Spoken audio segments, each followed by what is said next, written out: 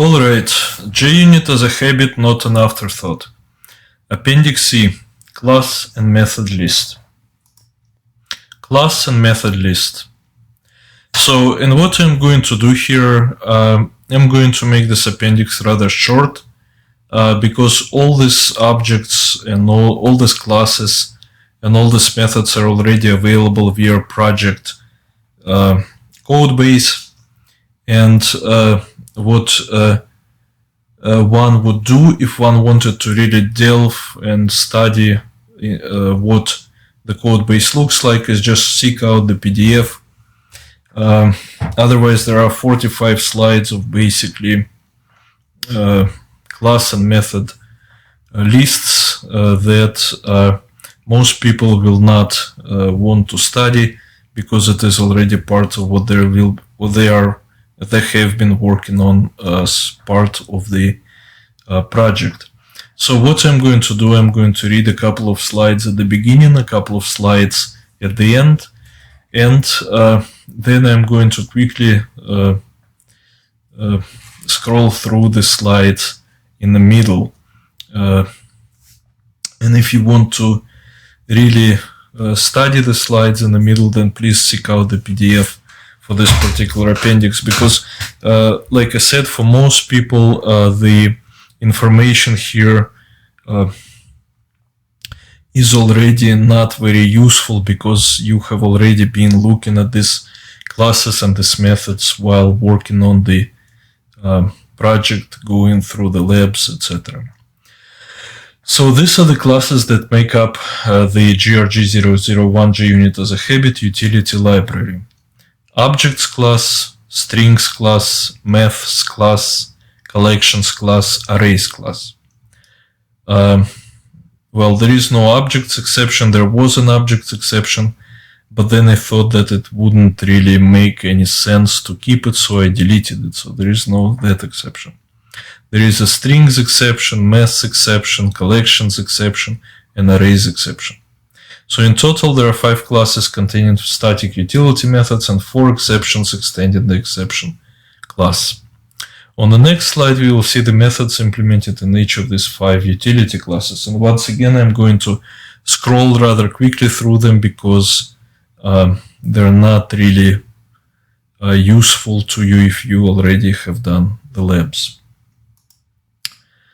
Alright, I'm going to give about 5 seconds per slide, or 10 seconds per slide, and if you want to study them in detail, please look up the PDF. Next.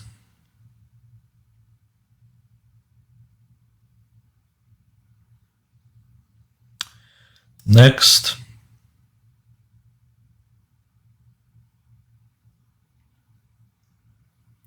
And the distinguishing characteristic of this method is that each of this method will be tested by a corresponding set of unit tests. For each of these methods, we're going to have its own dedicated nested inner class, or rather, we're not going to have